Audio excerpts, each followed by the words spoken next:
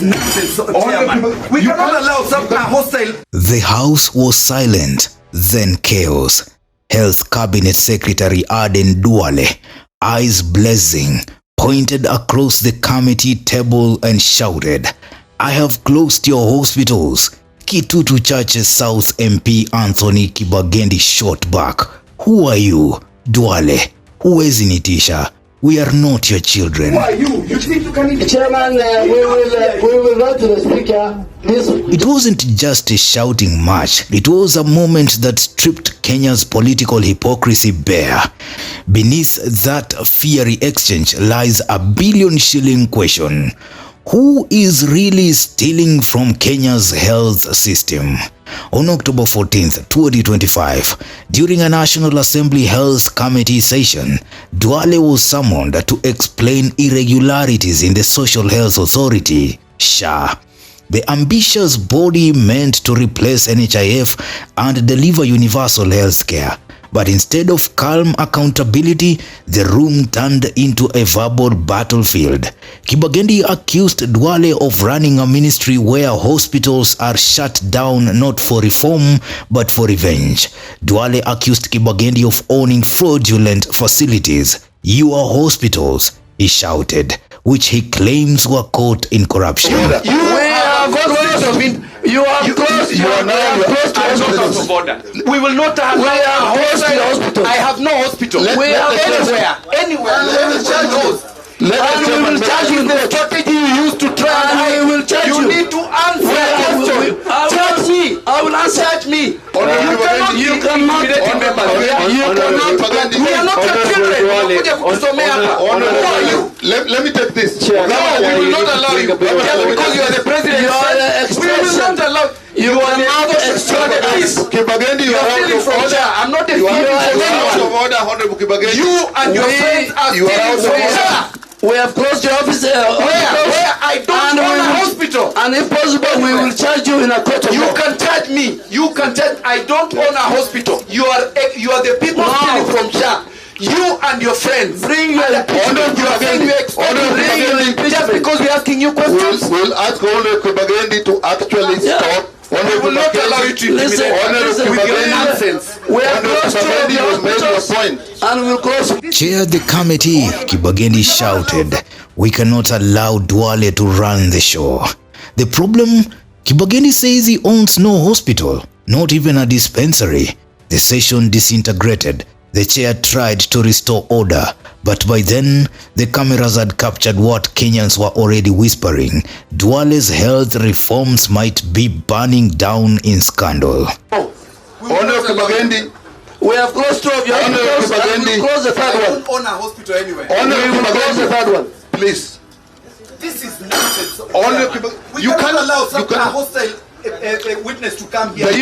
Kibagendi, a youthful ODM MP aligned with the Kenya Moja caucus, has been among the loudest critics of Ruto's health overhaul. He's called SHA a fraud conduit, a scheme draining billions through ghost claims, uncompetitive tenders and political connected tech companies. He accused Duale of hiding behind loyalty to the president while using reforms as weapons against dissenting hospitals. In his words, quote, "You cannot lecture us. Just because you are the president's friend doesn't mean you are untouchable."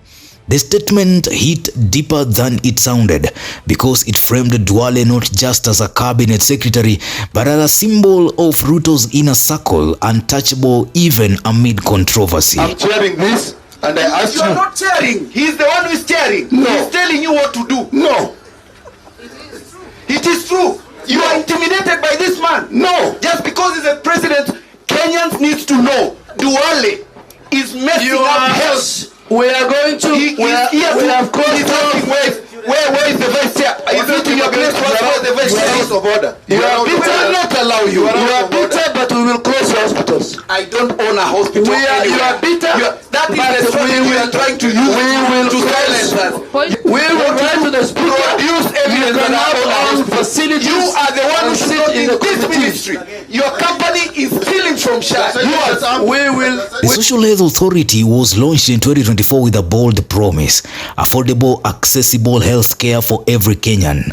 It replaced the NHIF, which had been plagued with years of rot. But 1 year later, the same ghosts are back, only this time bigger. Auditors have flagged procurement deals worth over 104 billion Kenyan shillings linked to contracts for SHA's digital platform. Companies like Apero Limited and Savannah Informatics are now under scrutiny for inflated costs, dubious licensing, and questionable ownership structures. Doctors say claims are delayed, hospitals can't access reimbursement, and patients are being turned away. The grand idea of health for all has turned into health for a few. We will write to the speaker, you should not be in the health committee because of conflict of interest. You cannot be in this committee. Yes, and I think... Order, Chair. Now, Honorable let us proceed. Honorable Chair. Behind the heated exchange lies an uncomfortable truth. Healthcare reform in Kenya has become a political currency. Hospitals that align with certain leaders thrive. Those that don't face closure. Funds meant for insurance are stuck in bureaucratic webs, and suppliers connected to politicians get paid faster than hospitals treating real patients. It's a system built not on efficiency but loyalty, many claim. That's why Kibagendi's defiance struck a nerve. He wasn't just defending his reputation, he was calling out a system where accountability stops at the top. Chairman, we will write to the speaker. This gentleman should not be in this committee because of conflict of interest. Point of order. Let me take this. It is not in your place on how this meeting is conducted. Thank you, Chair. Now, go and read what you have allowed you to read. Do not make any comments or any direction of any nature. Thank you, Chair. We will tell the people of Kenya what is right. Proceed. But Chair, I agree with you. Proceed. Where your committee member... Aden Duale, once known as Ruto's most disciplined ally, has faced growing calls to resign, but he has fought back hard. On social media, he has shared cryptic posts about cleaning the road and standing firm. In parliament, he has doubled down, insisting SHA is the only path to a corruption-free health sector.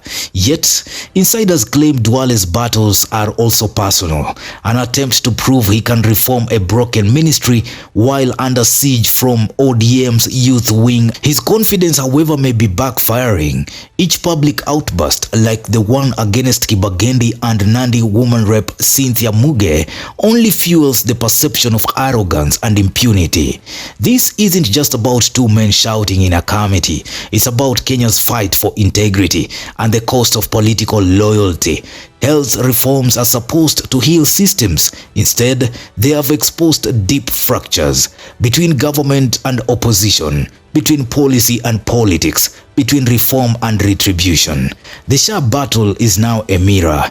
It reflects a government that promised efficiency but is sinking into old habits of patronage and power play. And as Kenyans watch that viral clip of Duale shouting, "I have closed your hospitals," many are asking, is that a metaphor for the state of our healthcare?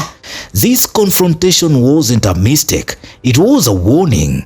Kenya's healthcare crisis isn't just about medicine, it is about power, money, and who dares to ask questions. The next session of parliament may decide Duale's fate, but the bigger question remains: who will fix the system before it collapses completely? Drop your comments. Newsroom, Maisha TV, Bushabi Jr.